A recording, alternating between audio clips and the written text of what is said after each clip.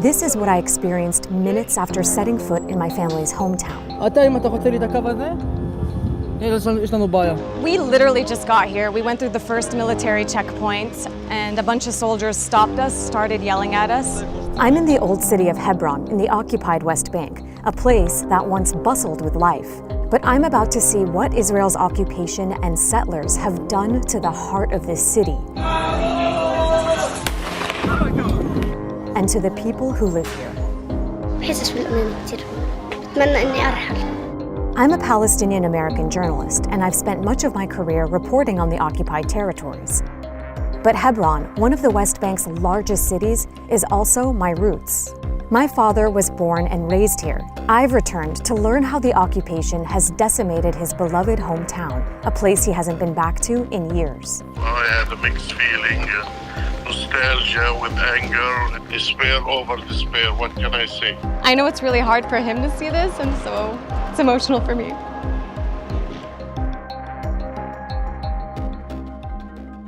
So we're officially on our way to Hebron. My team and I are going to Hebron's Old City, which is ground zero of Israeli apartheid. Today, 33,000 Palestinians live in this part of Hebron, which is under full Israeli military control and fragmented by checkpoints, military outposts, and around 1,000 Israeli settlers who live here in violation of international law. اللي حصل في البلدة القديمة في مدينة الخليل هي كارثة بندفع ثمنها كل يوم. حياتكم هون صعبة؟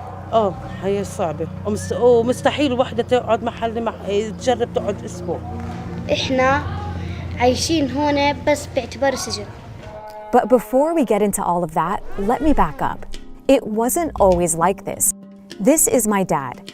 He was born in Hebron in 1947. He lived up the hill from the old city, where his father and uncle owned a quarry. The year after my dad was born, Israel was established in what Palestinians refer to as the Nakba, or catastrophe. That's because hundreds of thousands of Palestinians were expelled from their homes to clear the way for the creation of a Jewish state. But the West Bank, including Hebron, fell under the control of Jordan. My dad was 19 in June of 1967 when Israel captured the West Bank, Gaza, East Jerusalem, and the Golan Heights and began a military occupation that still has no end in sight. My dad was in college in Jordan at that time, so he wasn't in Hebron to witness that or to see how Jewish settlers took over parts of the old city. A few years later, he moved to the US for graduate school. I was born and raised in San Francisco and grew up hearing my dad reminisce about his childhood, like how he raised chickens and rabbits on the hill as he watched the vibrant city below. When my family would travel to Palestine in the summers, my dad couldn't come because of work. Now, even though he's retired, he says he doesn't want to return because he refuses to be humiliated by Israeli soldiers. He's only been back to Hebron 3 times. But I'm returning to see with my own eyes what has become of this city that made my father and me who we are today. And that all begins with me actually getting there. It's only about 20 miles from Ramallah where we're starting out, but we can't, as Palestinians, access parts of the main north-south highway because that's reserved exclusively for cars with Israeli license plates. So here's another checkpoint. Instead, we have to take narrower roads and cross through several Israeli military checkpoints. There's another checkpoint. That means it takes much, much longer to get there. We're finally in Hebron. I'm sure my dad knows these streets inside and out, and he used to walk all over here as a child, so this is literally retracing his footsteps, but it's very different now than when he grew up. Today, many parts of the city are off limits to Palestinians. All right, gonna go through. Because I'm Palestinian, I'm not allowed to enter parts of the old city. So I'm meeting former Israeli soldiers who, I hope, will help me access my family's hometown. Hi, how are you, Ori? Nice to meet you, I'm Dina. Ori and Joel are with the Israeli anti-occupation group Breaking the Silence. They used to serve in the Israeli army, but now they give tours of Hebron to expose the reality of how Israel treats Palestinians. Come here. But before they could even start showing me around, this happened. היא אזרחית ארצות הברית ועיתונאית, כן? רק שתדעו. היא אזרחית ארצות הברית ועיתונאית. אין שום בעיה, הוא צילם עמדה ביטחונית, הוא צריך למחוק את הסרטונים האלה. אני לא צילמתי את העמדה, צילמתי רק אותך. לא, צילמת את עמדה. זה לא משנה, אם היא עמדה ליד העמדה, אתה מוחק... דבר ראשון, אתה מפריע לנו בעבודה, בוא תעמוד שם עם המצלמה. דבר ראשון. עכשיו דוחף אותי. יופי, דוחף אותו, כרגע הוא מפריע לי בעבודה. My Palestinian film crew, who have the proper credentials, are sadly used to experiencing this kind of nationalistic harassment and taunting. So I've been in the old city for about 5 minutes and we were already stopped by...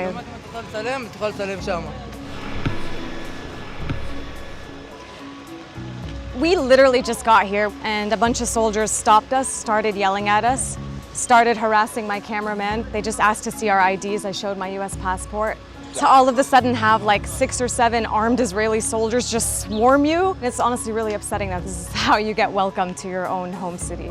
The former soldiers I'm spending the day with say this is a typical scene. When you consider the fact that they grew up in Israeli society, they have education and media and a political system, all of those elements are telling them that Arabs are scary, you know, Palestinians are bad. And then they get an opportunity when they're in the army, they have power in their hands, and it's not surprising that they use it. Finally, the soldiers give us back our IDs. Let's continue, right? It's a very classic demonstration of one of the elements of the occupation, which is complete arbitrariness, right? And every soldier in the occupied territories has the authority on his own decision to detain anyone for 3 hours. Yeah? So we were not delayed here for 3 hours, and we are going to continue our tour, obviously, but it's an example. But what a way to start the day. I'm about to learn that what I just experienced is nothing compared to what the Palestinians who live here go through every day. كيف الحياة هون يعني شفتك هلا عم بتمر في حاجز. صعب عندنا هون كثير. This is Fadil, who has lived in this home his whole life. In the 1980s, Israel set up this checkpoint in front of his house. Fadil now has to check in every time he leaves or enters his own home. كيف بضايقوا عليكم؟ زي ما انت شايفه بخلوش قرايبنا يجوا علينا.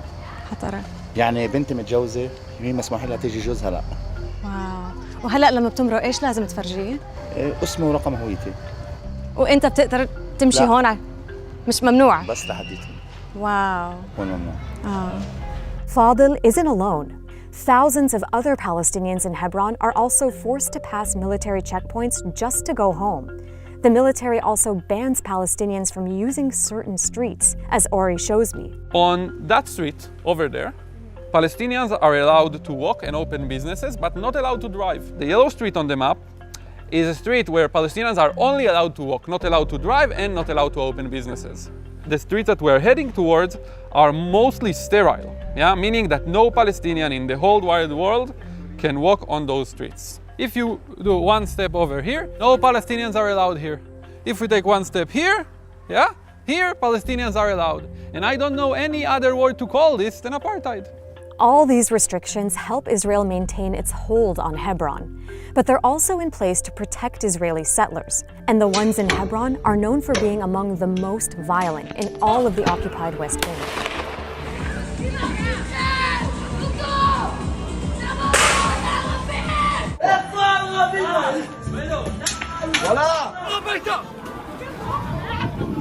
Our order in Hebron is protect the Jewish settlers, right? We don't have an order protect Palestinians if settlers harass them. The soldiers never protect the Palestinians. Yeah, unfortunately, it's not in our order.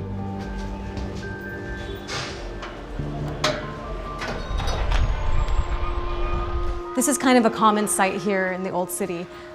There's a Palestinian family that lives at the end of this alleyway.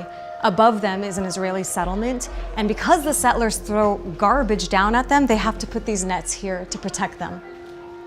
يعني هون لما اجوا اعتقلوني هون بالضبط اعتقلوني. كنتي هون بالضبط؟ كنت بالضبط هون.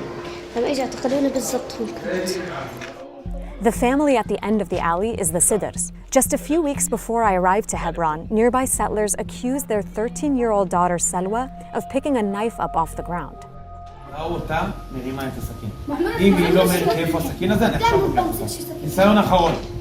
فقد كل جيبتي معيش ولا سكينة أنا. אבל שלא מלך. הכל זה אני עכשיו לוקח. איתי אצלי. יאללה, תביא זיכרון. תביא זיכרון. ממנוע. اعتقلوني واخذوني يعني على مدرسة أسامة وقعدوا يحاولوا معي.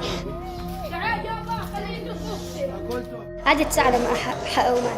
لما فلتوني قعدت ساعة لما فلتوني يعني كثير ساعات لما فلتوني وحققوا معي. بتخافي يعتقلوكي كمان مرة؟ أنا حسيت إنه وأنا نايمة حسيت إنه بدهم يعتقلوني بنص الليل. So we're standing here and I'm talking to her in front of her home, and every time we hear a noise she looks up, and I asked her, are you afraid the settlers are throwing something down at you? And she said, yeah, لأنه بصير كتير إنه بيرموا عليكم. كتير بصير، يعني إذا شفناهم بيلعبوا خلاص بدهم يرمونا، بدهم يرموا علينا حجر، وإحنا بنقعد نتفرج عليهم يعني. أولاد المستوطنين. طبعاً أولاد المستوطنين، يعني أخي صار يحكي لي إياه يطلع محل ألعابهم. حرام. كيف بيلعبوا وإحنا نفسنا خلينا ننزل عندهم نلعب، قلت له كيف ننزل؟ هذا احتلال. كمان إحنا ما بنقدرش يعني ننزل من هون 24 ساعة في الدار، يعني زي باعتبار السجن. Just talking to her, it's really you don't feel safe at all. Like it's not a life that people should or can accept.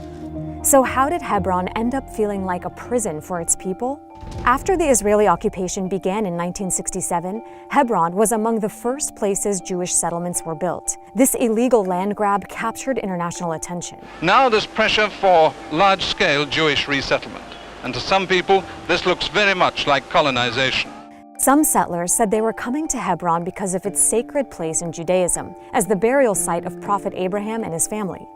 Others said they moved there in response to a massacre of Jews that happened in 1929.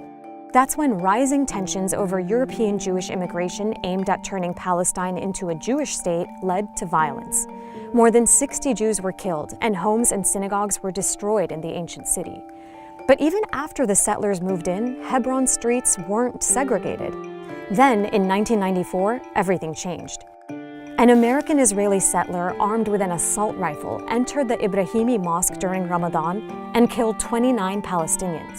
Palestinian fury as the victims of the mosque massacre are rushed to hospital in Hebron. Doctors say most were shot in the back as they knelt to pray. The shooter was ultimately overpowered by survivors and killed. But today, many Israelis in nearby settlements continue to honor him. In response to this massacre and the unrest that followed, Israel punished the victims, closing off roads and choking the economic lifeblood of this Palestinian city. You know, we're just seeing so many empty houses, empty storefronts, Israeli flags everywhere, soldiers stationed everywhere checking us. Since the crackdown, over 1,500 Palestinian-owned shops have closed for good, and more than 1,000 Palestinian families have moved away from Hebron city center. They have decimated the old city Israel has. And it's really unfortunate to see. I mean, this should be a thriving, bustling marketplace right now, and it's completely empty. Look at these empty homes, used to be the prime real estate in the West Bank. She's harassing a Palestinian right now, just because he's sweeping. What we can just see here, the Palestinians clean the street, they just tried to clean around the military post to do their job, yeah, because this is still a street where Palestinians are allowed to walk. And this settler woman told them that they shouldn't enter there, they cannot enter this, even though it's a military post. Please don't touch our camera. That's wild. The settler woman got mad at the Palestinian for sweeping the street, and then she attacked us and our cameras and tried to block us from filming. Many of Hebron's settlers moved here from the United States. Sadio came from Brooklyn a few years ago. Does it bother you that you're living somewhere so heavily militarized where Palestinians that have been here for generations are getting kicked out of their houses and can't walk on certain streets? So I'll ignore the use of the term Palestinian since there is no such nation or people. It doesn't bother me at all. Militarization is a thing happening all across the world. I'm not up to anything and nobody's invading my space for no reason. I don't care. يعني أكثر من مرة الأولاد الصغار كان عندي توم يبقوا في نزل المستوطن كان دا يدبهم على تحت. يحملهم ويدبهم؟ والله كان دا يحملهم على تحت. كيف بيعاملوك المستوطنين اللي عايشين هون؟ هون معاملتهم يعني من مرة مش بني آدمين يعني بعدوا بتفوا بضربوا البنت بتخاف تنزل المرة بتخاف تنزل. أنا بلقى كمان يوم أخوي بحجر صوان هون انتفخ كمان. مين رمى الحجر؟ المستوطن. So why do you give these tours? It's extremely important to show people what the occupation looks like, because This word is very vague for most people, right? Occupation. And when you see here, when you walk on those segregated streets, you cannot ignore the reality. And I believe that it's my responsibility as someone who took part in it. The minimum that I can do is to try and show people what I was sent to do. I believe that any decent human being who will see this will want this to end. So we're gonna attempt to enter Shuhada Street right now. No Palestinians are allowed to be on that street, only Israelis and foreigners. I'm gonna enter on my US passport. Of course, I'm originally Palestinian, so we'll see how that goes. While all of Hebron's old city has been affected by the occupation, the most striking example might be Shuhada Street. It used to be the city's most important, vibrant thoroughfare. My dad went to middle school on this road, and his family owned shops here. But in the years following the 1994 massacre, Palestinians have been banned from walking on this street, even if they live on it. So the Israeli military welded these Palestinian doors shut. See? This is welded. We actually welded shut their doors. We send Israeli soldiers to weld shut those front doors of these families, while everyone else who is not a Palestinian can walk freely. This video shows what it takes for one Palestinian woman to leave her home. She climbs her roof and scales back down to the ground to exit on a back street where she is allowed to be. But if you're a Jewish settler, you can walk out in front of your front door. Yeah. Look at us, not only if you're a Jewish settler. Everyone who is not a Palestinian. إمتى آخر مرة مشيتي على شارع شهداء؟ يمكن من 25 سنة. 25 سنة، يعني كل يوم تطلعي عليه وممنوع. كل يوم بطلع عليه، أما هو مشيت كان تبنا بدنا نروح مثلا هاي الكارنتينا، بدنا نطعم الأولاد، أمشي هذه المسافة كلياتها على الكارنتينا. كانت كلها فاتحة المحلات وسوق الخضرة والسيارات، هات ما في حدا. This is the old central bus station in Hebron, and they've turned it into a new military base that's under construction there, and behind it is a new settlement. Over here, we can walk and have a look on the old jewelry market. This whole thing is a settlement. This is how absolutely devastated it is right now. Settlers came and just ravaged the whole place and destroyed it. This is the old fruit and vegetable market. It was here, and now what does the sign say, Ori? Now this is a settlement. The old city has suffered. Everywhere you look, there's just deserted shops, deserted homes, destruction, broken windows. And in the middle of it all, there's like schools and settlements and Israeli settlers just living their lives with the full protection of the military. You know, one thing that's really striking being here is how incredibly silent it is. The only sound you hear is the flutter of these little Israeli flags above. I keep thinking about how, you know, I directly descend from here. Not only is it like sad on just a human level, but there's a very personal element to this street as well. I don't blame my dad for not wanting to come back because it's that messed up. So I'm trying to piece together exactly where my dad grew up. You know, I've pieced together that that's where my family's home is. And the view is of a bunch of Israeli flags and a military outpost on the hill over there. And in between them, the cemetery where my grandparents are buried and the home that my father grew up in. So, man, I wonder if he's awake right now. I should FaceTime him. Hi, Baba. Hi, good morning. Good morning. Afternoon. How are you? Oh, I'm fine. I want to show you. I think this is where you grew up. Is this? This is Shuhada Street. Yes. Yeah, this is Shuhada. There's nobody here except for some soldiers and a few settlers. It's a total ghost town. During the days, you see the people in the market, and at night, I could see the singing and the dancing. And it was like the heart of the city. Sad, so sad. It's so sad. I had a mixed feeling, nostalgia with anger. This is the old vegetable market. Does this look familiar to you? Exactly. I used to go sometimes in the morning in the summer to buy cactus pear. This is despair over despair. What can I say? How does it make you feel showing your dad? I don't know. I feel really sad. Like, he grew up right there. You know, his parents are buried right there. And I know it's really hard for him to see this. And so it's emotional for me. My dad wanted to talk to Ori. Hello, my friend. Hi, nice to meet you. I'm glad you are for peace. When counting on people like you to expose the lie. I really hope you can be here and visit your childhood home at some point. Really, really hope. You know what I do? I just keep looking at the pictures over and over again. I am physically in San Francisco, but spiritually and emotionally always in Hebron. I'm curious, how did you feel watching me talk to my dad and then speaking to him yourself? Like sad, responsible, that this is what the place that I grew up in, that I was so proud of when I was a child. This is what we're actually doing to people. And it feels horrible to feel that. What most haunts you and your conscience about what you did in your time as a soldier? For me, it's the routine way we control the Palestinians, right? A Palestinian can wake up in the morning and not know if he will be at work on time, go to sleep, not know if soldiers will invade his home.